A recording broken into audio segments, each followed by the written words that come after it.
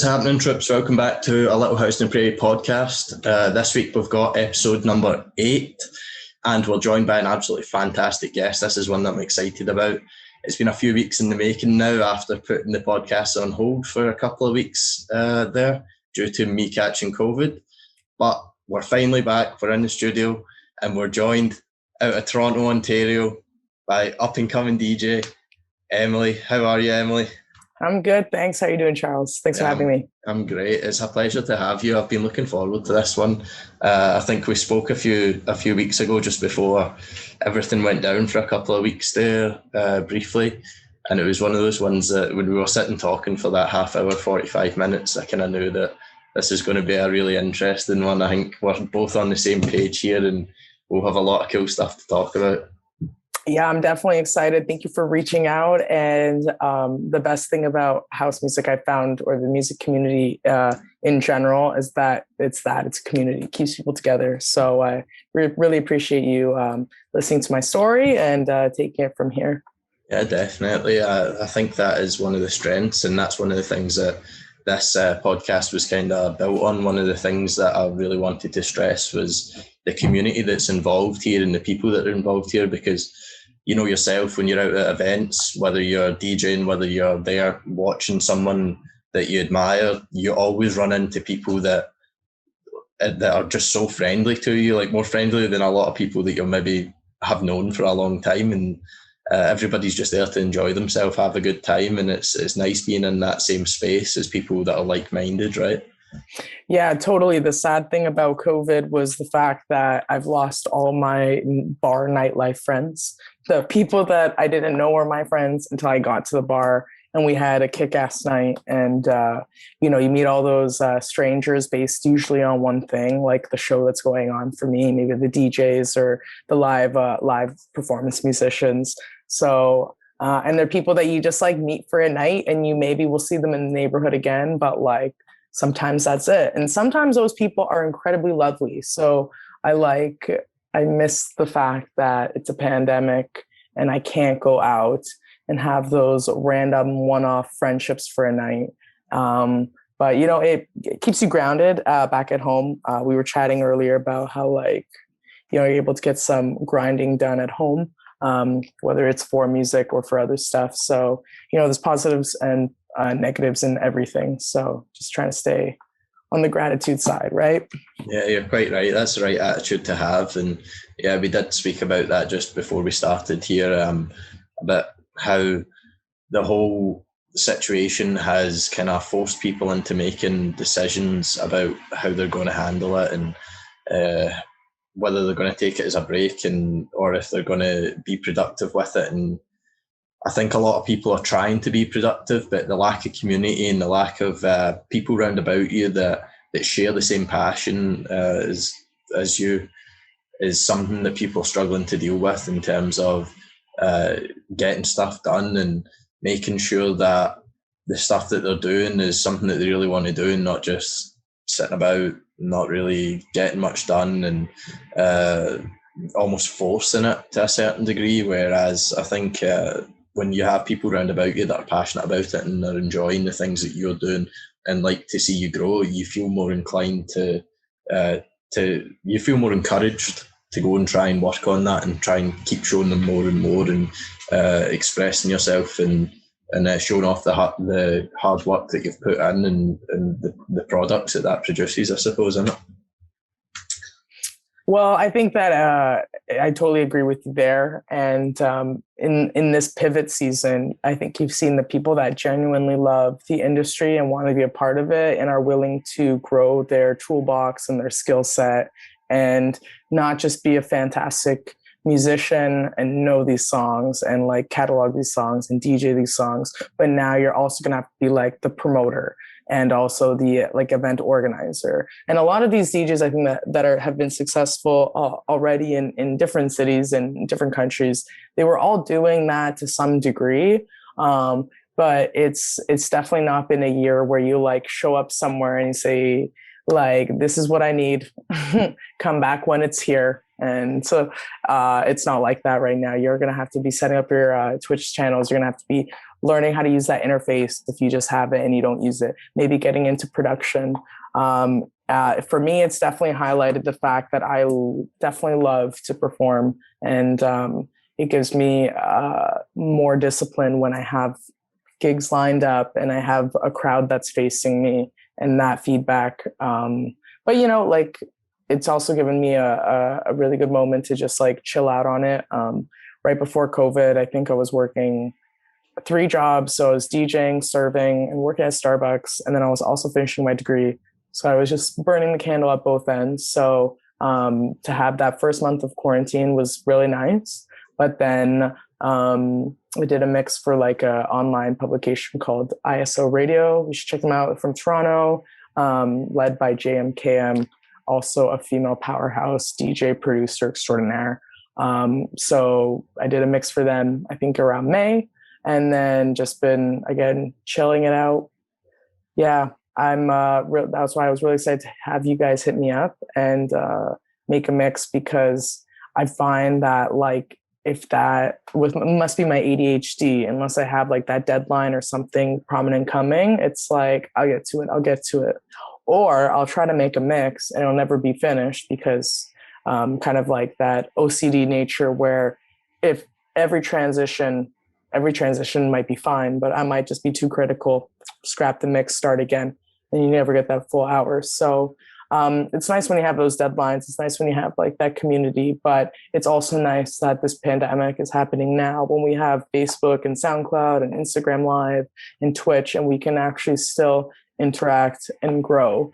Another super sick DJ and producer, Scratch Bastard. He is originally from Nova Scotia, I want to say. Then went to Montreal, did like Red Bull challenges. Not sure if he's a champion in terms of scratching, but he's sick. He's awesome. Took photos at his show one time early in university. And he hooked me up with a photo pass. He chatted with me. And again, like true elegant musicians, we're going to build each other up. He went on to doing this thing called Bastard's Barbecue, which actually goes from like all around Canada to even like Taipei and shit. And he like has these hip hop outdoor barbecues with him headlining and then other DJs. So he has some notoriety, chilling in Toronto, pivoting to Twitch, definitely encouraging someone like me who's still like growing in her craft. But I can definitely see he's mountains ahead of me, in terms of professionality, but it's just time. And I think the more exposure, and with nightlife being open again, hopefully soon, we'll all get there, back to the dance floor, meeting some strangers. Yeah, hopefully that's the ultimate goal anyway, is to get back as soon as possible and start putting these amazing events on. And I think, like you said, there's been a lot of people who have done really well with the Twitch side of things and moving over there and doing live streams and still socializing and things like that. But a lot of the time that stuff that was happening when everything was crazy and you were just constantly on the go, it sometimes took away from the time that you need to just sit down and relax and take a breath for yourself and just reset and make sure that you're giving everything 100% energy, rather than trying to do everything one after the other, and slowly the amount of energy you can give it is starting to diminish and fade away there. So everything's time, it's a marathon, not a sprint, right? That's the saying, is everybody just needs to take some time to themselves and reset, so that the next stretch they can really start climbing up and getting there. And it's cool to see those people that are doing really well outside of the Twitch thing before all of this pandemic happened, then transitioning on and still giving people like yourself who are still working on their craft a little bit of inspiration. And hey, don't get discouraged by what's going on. Look, there's still options out there. We can still adapt to it. There's different things, and you can make it quality if you work hard at it. So I think both sides of the coin there is still pretty good, as long as you have the right mindset for it. Yeah, and just because I haven't been like specifically not DJing as much, of course, than before, I'm like playing the guitar. I'm finding I'm singing more, so it's like, Yeah, there's different seasons for different reasons. So it's a test in every kind of any kind of journey we go through, and this is just like one of them. If you want to be disciplined and into growing, you know, it's important to not be too hard on yourself. So you're just like critiquing yourself down, but be like, don't be afraid to like explore other things within the craft. I think I've known a lot of DJs and producers that are like multilingual in terms of the instruments that they play. They don't just play on like a DJ mixer or on a synth pad, but they're throwing in live bass and singing. A guy off the top of my head, Tone of Arc, is pretty cool. I met him in Toronto. However, I feel like he spends most of his time in Mexico. But you know, like it's great how also house music can bring all different kind of samples and sounds together. So that's particular in Missing the House community, is you always hear different sounds too, right? So like you would go to a party and I'd be in Toronto, but like you close your eyes and like maybe you're in Africa somewhere, like the drum lines, the percussion is so sick. You're like, oh, I could like be mentally transported there. So yeah, music is awesome. It's a free, it's not necessarily a free ticket, but like whatever to pay for cover, but it's a ticket to somewhere where you're not, if you just use the rest of your senses to kind of like get there too. Yeah, so. for sure.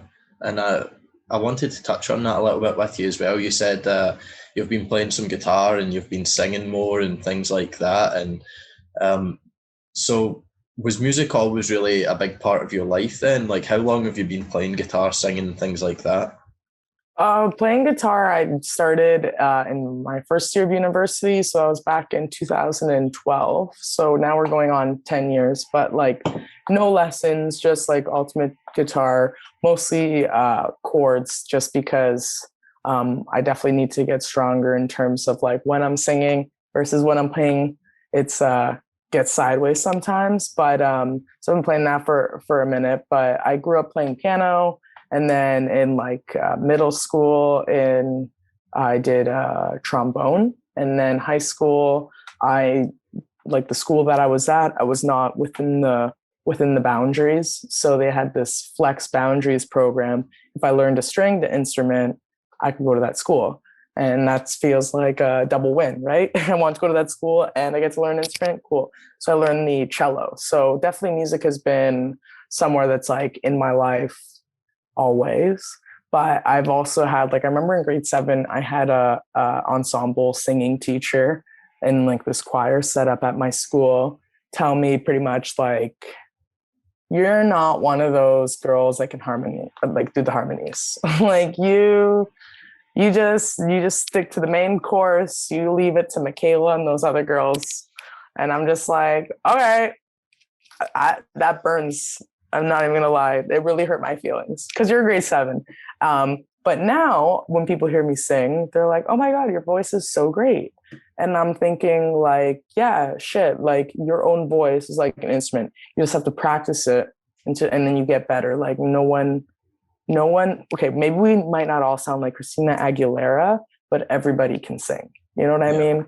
So I've always tried to keep music.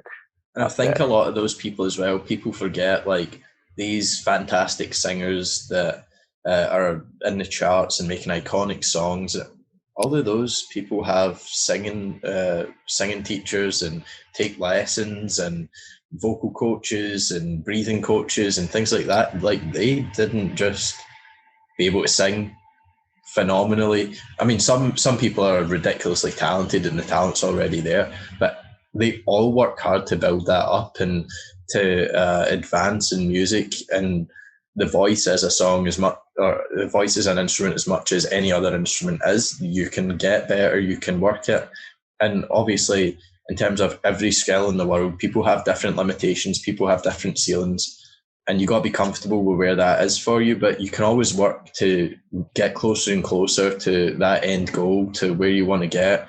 And when you surpass it, set new goals, start working towards it. Like it's a vicious cycle, but it's something that's very, very practical. And I think a lot of people just don't have the self-belief to go after it and to work at it. If they can't do it first time, they just kind of get discouraged. Totally, yeah. And it's important to get past that, because even if you don't know what your goal is, I find like what you're describing, I've called them speed bumps in like learning. So like for guitar, a speed bump for me was like the bar chords, holding down that finger, one finger while the rest of them did whatever. And it wasn't until after I surpassed that goal where I was able to like almost look down from the mountain and be like, whoa, all right, this was hard at one point, but now that sounded all right. So yeah, it's that self-criticism. It can be so toxic, and the beauty of the performance is like you just go and you just have an hour. So like you better knock their socks off, kid. And as like shit your pants that may sound, because you're like, I'm at Young Dundas Square. There's like easily 500 people here. I'm like 21. Like, can I do this? It's like, damn, I'm already here. So maybe I can do this, and maybe I should stop asking and just start, just doing. And yeah, so it's been a really incredible journey with DJing. I never pursued DJing. I actually like had an idea of like what a DJ does in high school, but it wasn't until I started dating one of my exes who was a DJ that she picked up on the fact that I was like, had a lot of musical history in terms of the instruments and was definitely curious about what she did. So she kind of exposed me to that, but it was something that I don't know, I never even thought about. And for me now, that seems so weird that I would never even think about it because I love it so much. It's so crazy.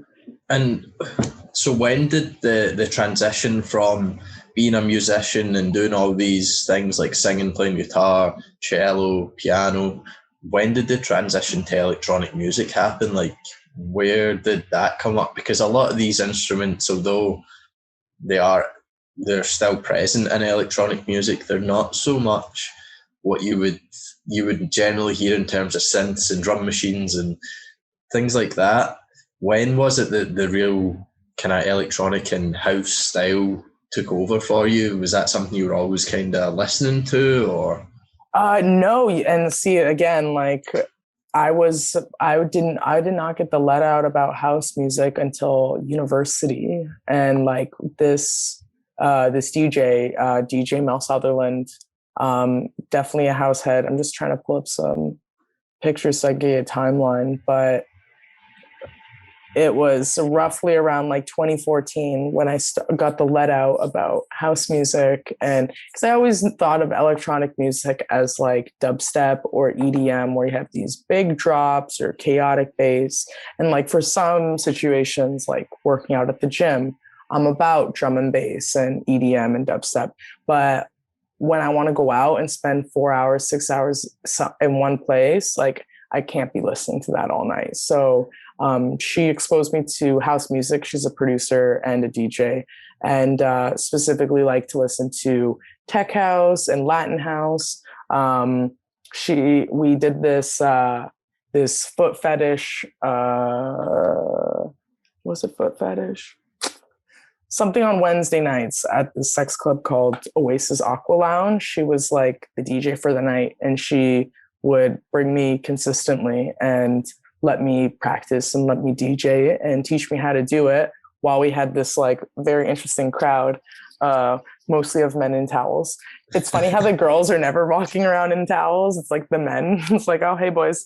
All right. But it gave me this awesome exposure to like 4 on the floor and like this repetitive, not monotonous, but kind of comforting kind of consistency that house music has that pop now is too chaotic. Hip hop has its vibe as well.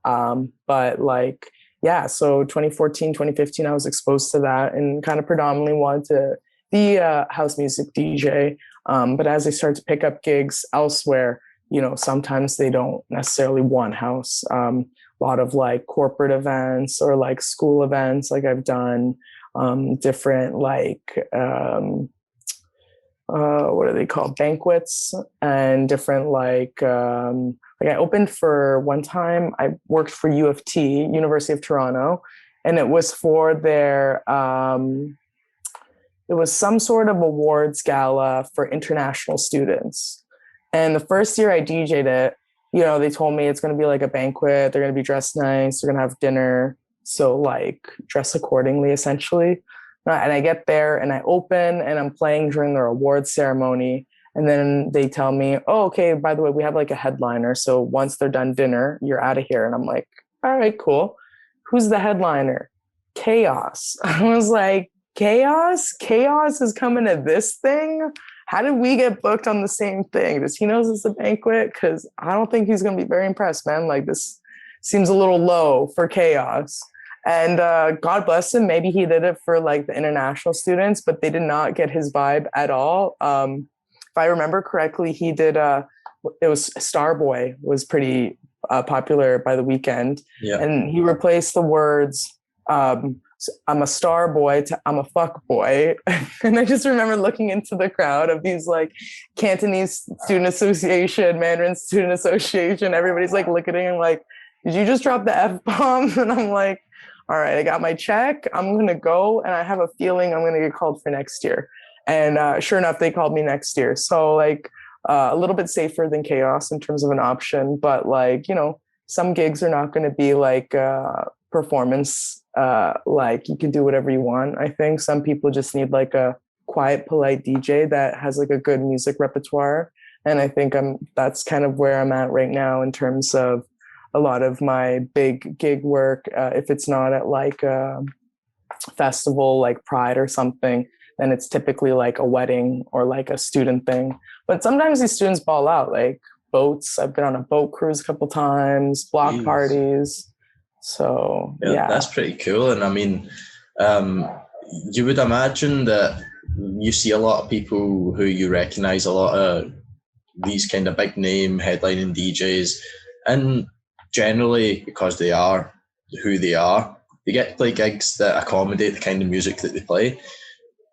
But actually, these same people have done all of that same thing where they've taken gigs here and there and they've had to be adaptable, and they've had to accommodate the music taste of the people that they're playing to, and they've had to take into account the crowds that they're playing to, and try and not bring the level down, but try and find the right level that suits the setting that they're playing in, rather than just going with what you enjoy, right? At the end of the day, as a DJ, everyone who DJs loves the music, but when it comes down to it, you're still playing for the audience. You still got to find the music that the audience enjoy and the things that they like for the night to be a success. You can't just go off on a limb and go and do whatever you want. Otherwise, people aren't going to book you. People are just going to go, like, that wasn't what was expected. That wasn't anywhere close to what was expected. So you're not going to get the opportunity to go and play it again.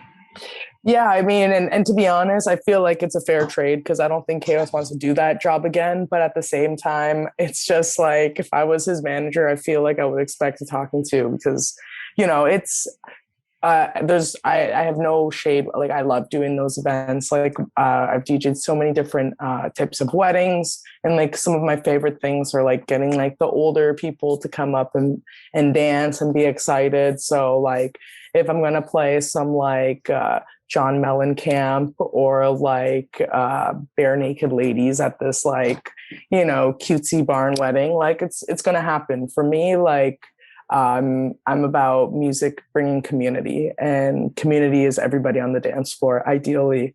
So I've had really great times doing those smaller kind of things, but I've also, I feel, made like a decent impact doing like the Urban Hip Hop Union at Ryerson, and then also for Pride Toronto, DJ'd for like a number of years on a number of stages. And yeah, it's, you know, us talking about this makes me miss this stuff even more, because it's been so long since I've like verbally even just like thought about all these things. Just said it out loud. Right. And then it's like, yeah, Pride probably won't happen this year. And, you know, it's okay. I'm sure there's going to be a great, healthy world reborn out of this. But yeah, I'm very lucky to have found house music. I don't think I would be able to be sober of alcohol without DJing, which is kind of like, some people would be like, oh, if you're a DJ, maybe it might be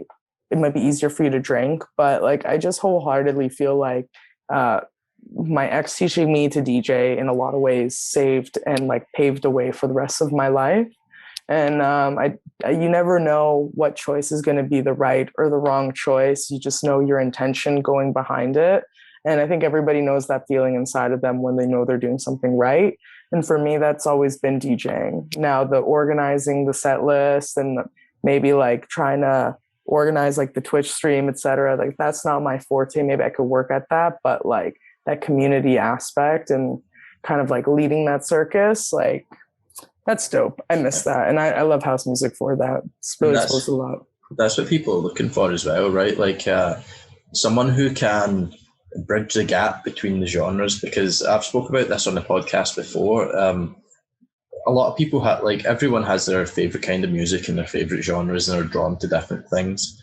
But the best DJs in the world are the people who can take all of these completely different aspects and make them all sound like they belong together, right? Like, it's the art of crafting two tracks together and being able to present it in a way that is delightful to hear on the ears and is nice and it sounds right. And you go, do you know what? That's spot on. Like, that's exactly what was needed as the next track when it came in. And it's maybe something that most people standing on the dance floor wouldn't imagine, wouldn't think of, wouldn't even attempt. But that the surprise is what gets people excited and gets people happy, and it's memorable for them because it's out of left field and something that they weren't expecting when they showed up to the event. So I think all those little gigs that you're playing has then in turn allowed you to develop in the bigger gigs that you're playing, like you said, in some of the clubs in Toronto and especially Pride as well. I mean, what is that like, playing Pride Toronto? I mean, I was in Saskatoon during Pride a couple of years ago. I went up there. I had a soccer tournament up there with a few of my friends. We were playing five-a-sides, raising money for the university team up there that my friend was playing on. And it just so happened that when we were there, Pride Week was going on, and it looked crazy. It looked phenomenal, and some of the music like at those events is crazy. It's so good. So I can only imagine the scale of it and what it's like in Toronto. Yeah, well, in Toronto, it is pretty banging. There is one song that comes to mind when I think of Pride, and it's actually a Christmas song, and it goes, "It's the most wonderful time of the year." Because seriously, it's my grandma awesome. When I was growing up, my grandma had an ornament that she brought out at Christmas, and it was of Santa sitting on his sofa with his feet over the radiator in the house, like heating his feet up. And that was the song that it played. There was a little button on it and it played that song. Nice. Well, bring it when you're here in Toronto for Pride next year, because it will be needed. Charles, I need you on stage. I'll like mic up Santa. But no, for real, just because Toronto, we have people coming in from the States, people coming in internationally, people coming from the rest of Canada. I'm part of the queer community, so it's like you'll see people you know or people you wish you didn't, like go the opposite way. But I just find like the music community, house community in Toronto, Pride is one of those festivals where you could go without anybody, without any plans. I'm going to be down on the strip at 12 and see what happens. And you will have a full day lined up, whether it's like dropping in at one of those events, or if you literally just walking up and down the street, you're going to run into, even if you don't know these people, like we were talking about, friends that you have of the night. And like at Pride, it's very easy to make lots of friends and just chat it up. And they bring in a lot of local talent. Usually, like I've DJ'd on the street stages a number of years, and my friends have DJ'd on the street stages. So like I'll be walking up Church Street, and this was a couple of years ago, and I didn't actually go with anybody. And I'm just walking up the street trying to find my way.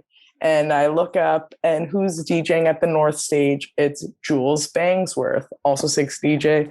Check her out. She's awesome. Also from Nova Scotia, but has been in Toronto for a minute. But she's like DJing. She's killing it. She's like an awesome, incredible house DJ. Like any bangers, she's got them and she's playing them. Everybody's moving. And she sees me and she's like, yo, Em, come up on the stage. I'm like, me? Come up on the stage with your cool friends? Like, I'm running. So like I run up the stage and I'm dancing and she's like, yeah, thanks for coming. And I'm like, I didn't know I'd be here at this point in my life. Go me. Like, I know a sick DJ.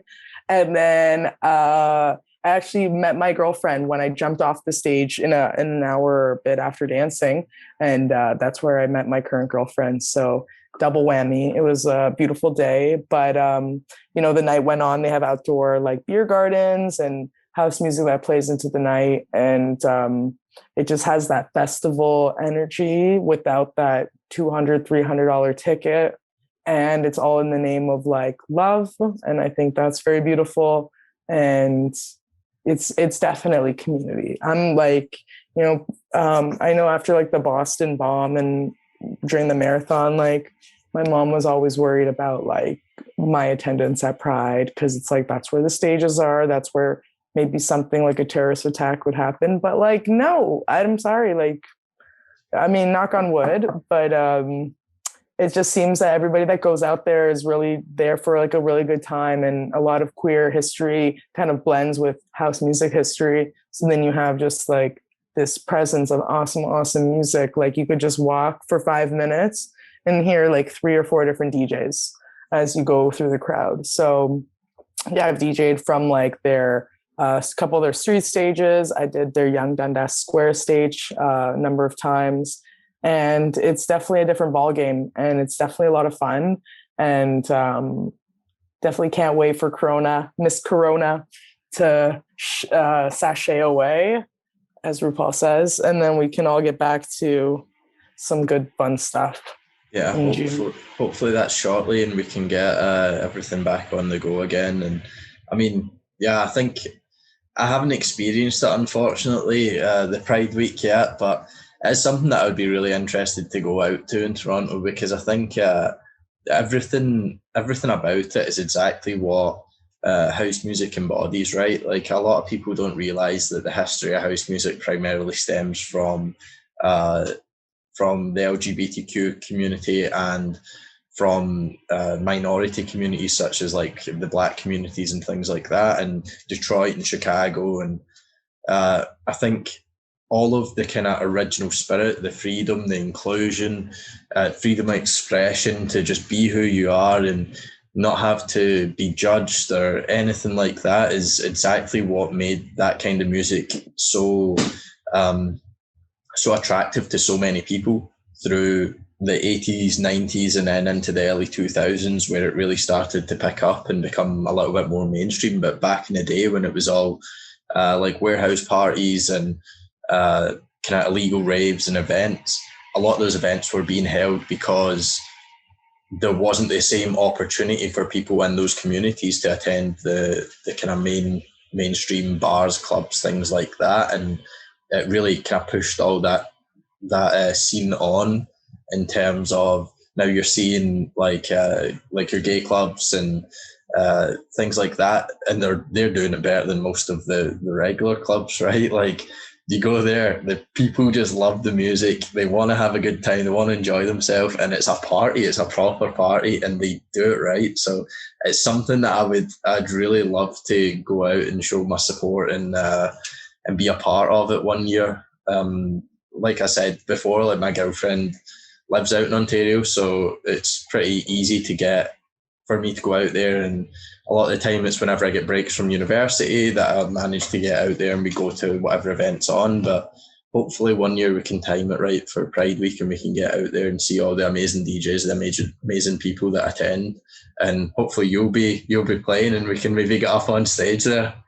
Yeah, hopefully that would be awesome. Can't wait. So we'll just have to wait for Pride Toronto to go back on and to book me, and then we'll figure out the plans from there. But yeah, again, it's all about community, right? So I think both house music and this Pride event, it does so well because it's just bringing people in together. So yeah, I definitely can't wait. But I've definitely like had a hip hop influence to me as well. Like, I spent a year DJing, being the resident DJ for the Urban Hip Hop Union at Ryerson. Shout out Violetta. She was like one of the first girls that ever took my business card and set me up with some proper gigs and had faith and trust in me.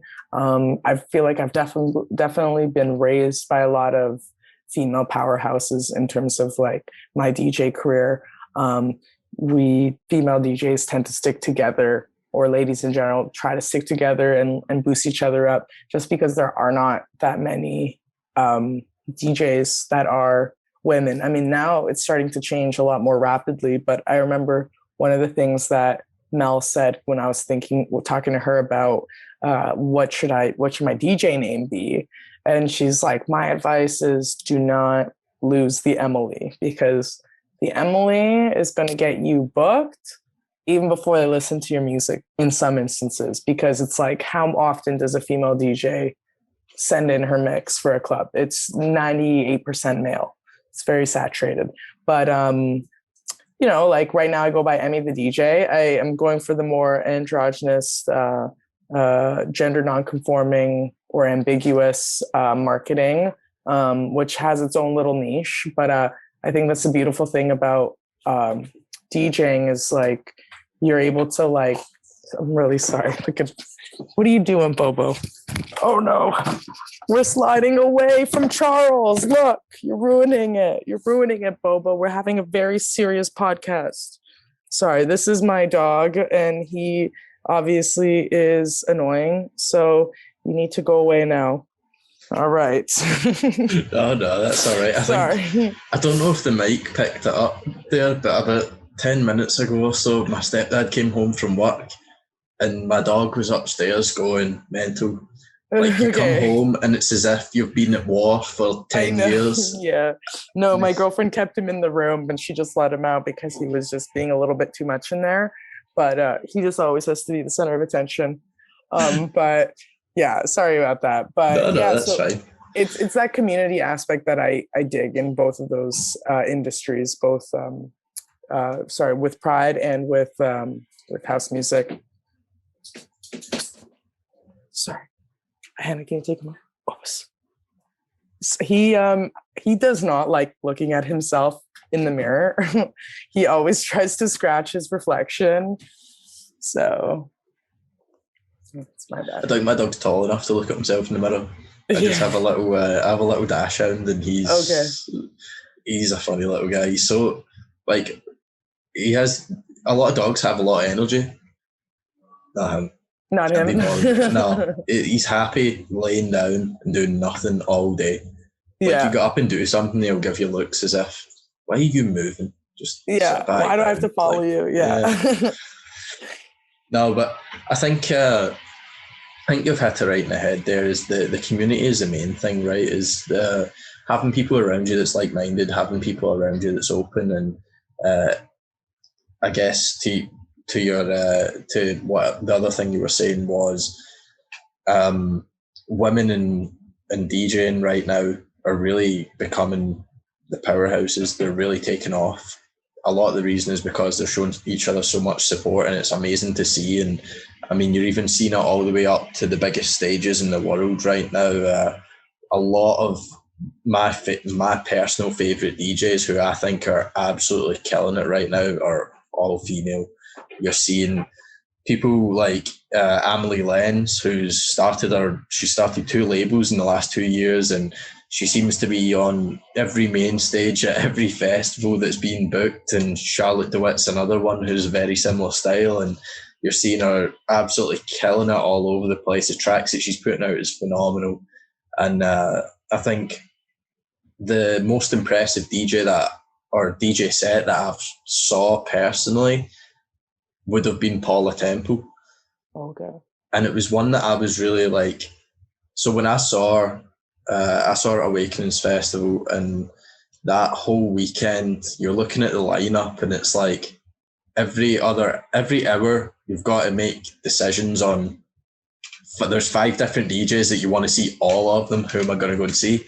And we me and my friends were a little bit strategical with it, and we kind of made a little bit of a plan where it was like, this is who I want to see the most, and then this is who I'd like to see second, and we just tried to make something that everybody was happy with and move around on. Obviously, as the weekend goes on and people are drinking and whatnot, plans go out the window. But for the most part, we managed to stick to it and see the people we wanted to see. But Paula Temple was one that I thought would be really cool to see, but at the same time, I wasn't really like all over it. It wasn't like I was pushing for it or anything, and we ended up going to see her. And by the time I left, it was by the time I left that stage, I was just like, holy shit, I could go the rest of the weekend listening to that, because it just had everything. She covered so many different genres. She played a live set that like, and it was going from like stuff that was just really catchy and you could vibe to,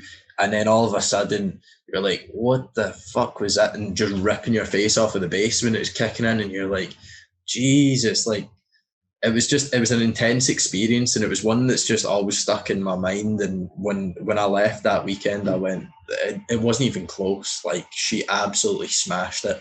And it's so cool to see that again, the opportunities there for women in music. And I think a lot of the reason as well beforehand was women were getting discouraged due to seeing how many male DJs were around, and it was predominantly dominated by males. And I think once we really started seeing the females giving it a chance and putting their heart and soul into it, like 9 times out of 10, they're doing a lot better than some of the male DJs that are around right now. So, I mean, it's cool to see, and everything's always evolving. So as soon as we can get back to these main stages, we can get back to the clubs opening up and things like that. I'm hoping over this lockdown, when people have had time to learn new skills and to develop and to gain a little bit of confidence, we see a lot more women just throwing caution to the wind and giving it a go, because it's phenomenal. And like you said, the whole culture and the whole community is all about diversity and giving people opportunity to showcase what they can do and the work that they've put in.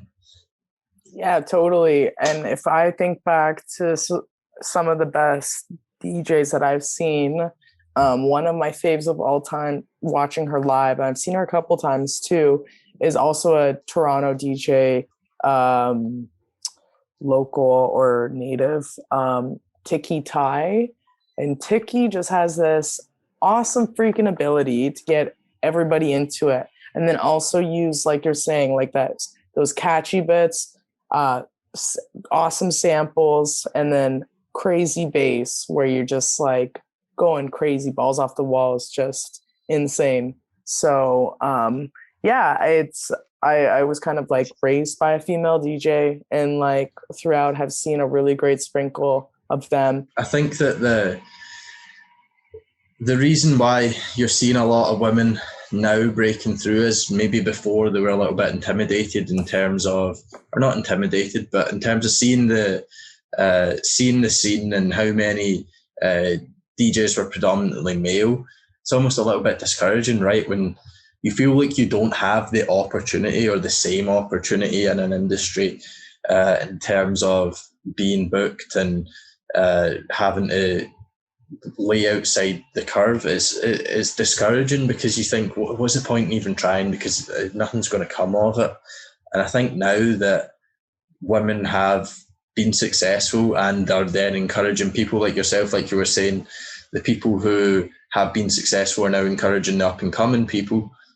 It's creating a culture of, hey, everyone can do this. This is an inclusive community, and everyone has equal opportunity, and you just got to put your work in and absolutely smash it, and the opportunities are there. And hey, look, you might not be where you're trying to get to right off the bat, but if you work at it and you work hard, there's endless possibilities for the opportunity to do these kind of things and to play on these kind of stages, right? Yeah, well, I think that representation being more and more, it helps for sure. But I also think society, especially Western society, has been like more leaning towards, listening to the victims and hashtag Me Too movement.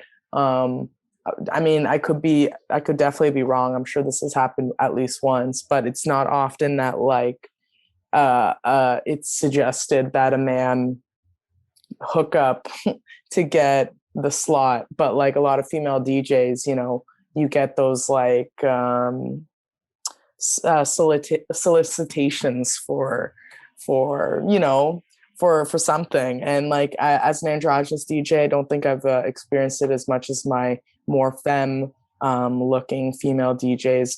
But we had nightclub owners in Toronto sexually assaulting patrons, and like you have that underbelly of the industry where sure you have like drug and narcotic use. Maybe not all of it is like super violent, but some of it definitely is. Like I've been roofied when I was DJing actually one time. So I don't think, like, I was DJing with my male best friend and he didn't get roofied. So it's not like they wanted to see both DJs fuck up. They just wanted to see me fuck up. Or they wanted to see my girlfriend at the time fuck up because I asked her to watch my drink. So it's either they were gunning for her or they're gunning for me, but they're not gunning for guys. So I think that women don't have that safety of feeling that privilege of feeling safe in clubs sometimes. And I think that sometimes discourages it. Also, like late night hours, like who wants to walk home like late at night or take a cab? Like these are things that men might not question so much, but women pay more attention to just because of experience. Like I've been on a bus late at night after coming from a like a house music like set, like going out in the town, and some guy staring at me like literally for 35 minutes. So I think those barriers are there just because of misogyny, but I definitely think that women are not just breaking down that wall, but tearing it down, because the female DJs that I'm seeing and the female producers, like Hannah Wants and Monkey is so sick. Bobos. Monkey is incredible. I think I read that she was a professional rugby player, and then she also DJs. So it's like, and then if I'm thinking locally, one of my close friends, who is C Park, she is on Instagram. She has a Mixcloud. She's on Twitch. She's been doing these different electronic festivals, but on a live stream.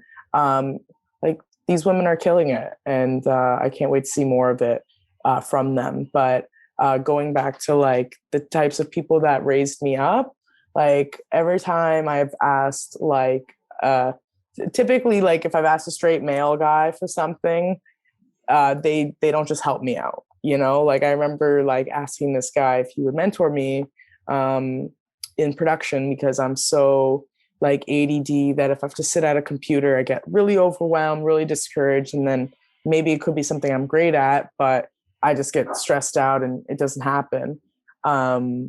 But never have I ever gotten that feedback from any kind of female or any kind of queer performer. Usually, like if I've asked some women questions, they'll answer honestly.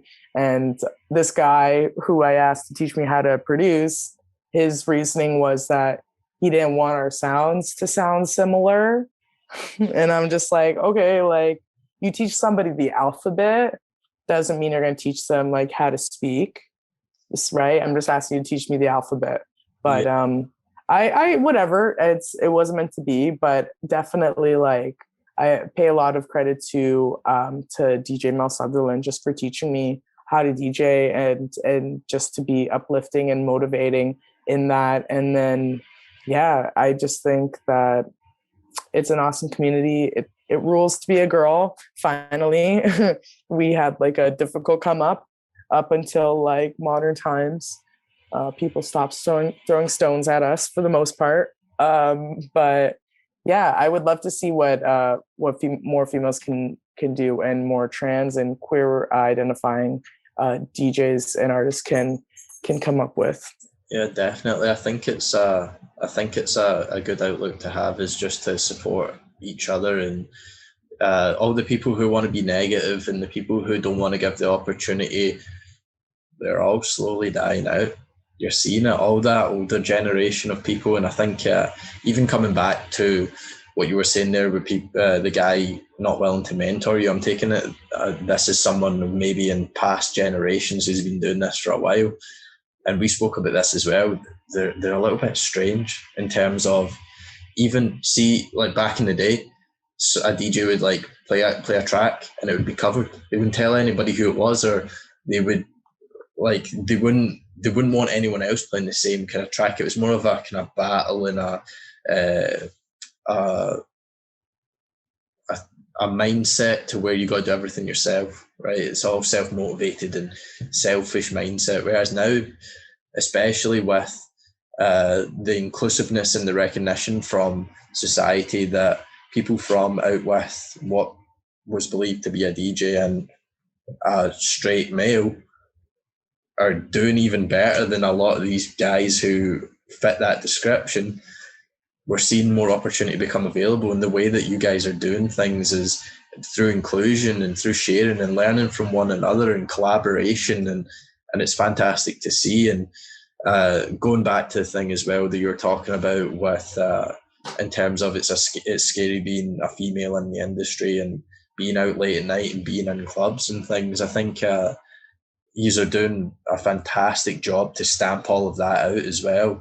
And unfortunately for a lot of people, it is something that happens. It's most people don't agree with it and don't want anything to do with it and want to work against it.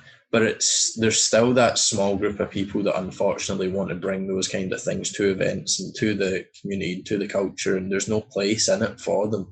And you're seeing that even with Eric Murillo when he passed away there, and there's a lot of people who were supporting him. There's a lot of backlash from that. And who was it who was in trial in Toronto in the last few months here? Is it Derek May?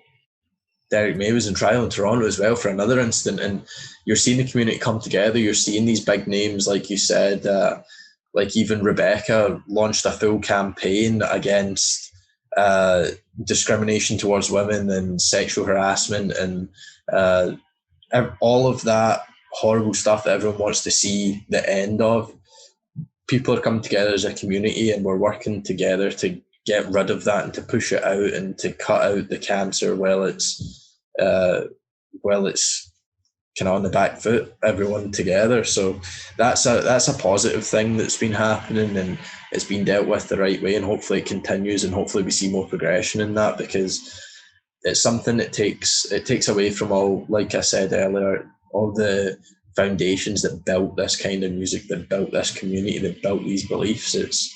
It's not part of what everyone else was trying to do, and there's no place for it. It doesn't belong here. So, I mean, hopefully things start to get safer and things start to get a little bit easier. I think we're on the right path and we're working towards it in the right way.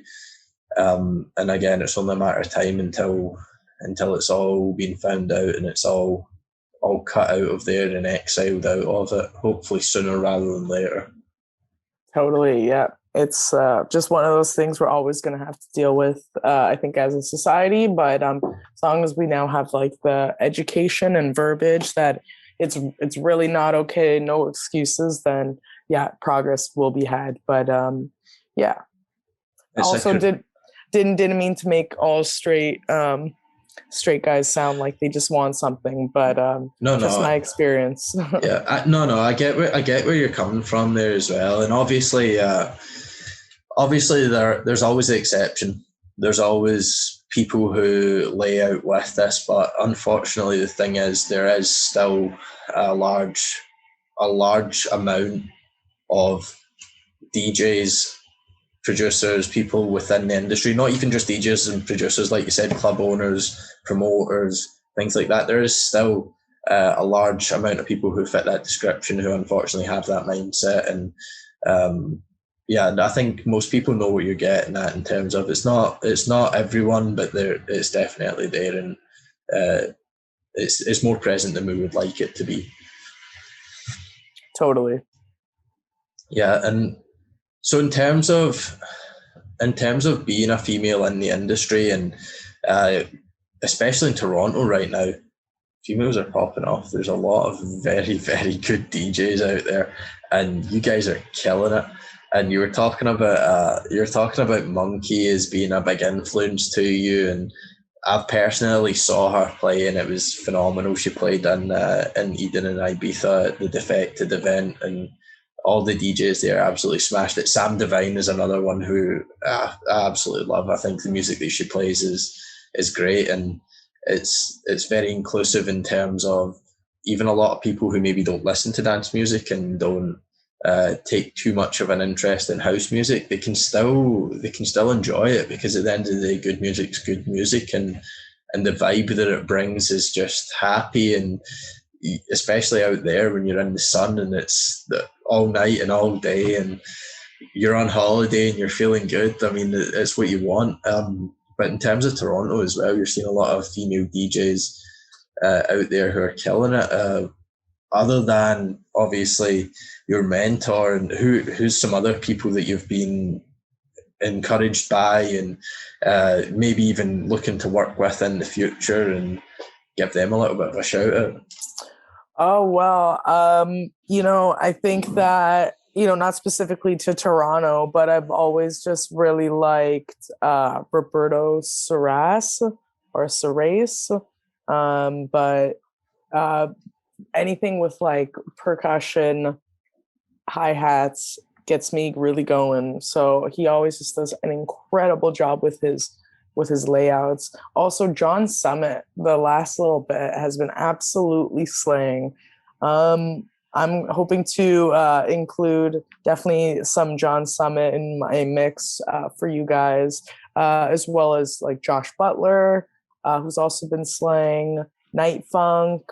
And I'm also hoping to like sample songs that you can still recognize if you're not necessarily a house head. So some really cool samples of Madonna or some hip hop samples are typically found in like any one of my mixes, just to kind of like bridge that connection between the fact that I'm not just a house DJ, I am more open format. But typically when I put mixes out and the music I would like to produce, I would definitely love to produce some house music. So Pax has also been killing it. Listening to him quite a bit lately. Dale Howard, West End. West End is pretty incredible. I would check him out. And Biscuits. I don't know if you've heard of Biscuits. Transition. So good. Thank you, Biscuits. Like excellent quality track. That one I'm pretty sure is included in the mix I'm going to make for you guys. Just because, yeah, you're anything with bass, anything with percussion, and then the right kind of vocality, something to give it a little bit of catchiness. That's what I always strive for. But yeah, so I'm hoping to really just put out some really solid and heavy bass, as well as some like tech beats and some nice hip hop samples hidden in between those gloriousness. Well, by the time this goes out, the mix will already be up. If you haven't yet, check that out. I'm looking forward to hearing it. I already know you're going to absolutely kill it, and you've listed off some names there that I love, so you've really got me excited for this one. And I'm sure everyone will have it on repeat, music up loud, get the speakers cranked. But yeah, thank you very much for joining me this week, Emily. I think we're up about an hour here. So I just wanted to say thank you very much for gracing us with your presence and giving me the time to sit down and talk to you. It's been really interesting, and I'm sure this won't be the last time that we'll get to sit down and do this. Hopefully we'll get to do this in person at some point, and hopefully I'll get to come out to some of your shows once things open up and we can play out in person again. But yeah, thank you so much. Thank you, Charles. And you know what? I'm just wishing you the best of luck and giving the most encouragement on this endeavor. Podcasts like this are great resources for me to like get into the heads of the DJs that I follow. So just to be a part of that as an interviewee, incredible. So thank you.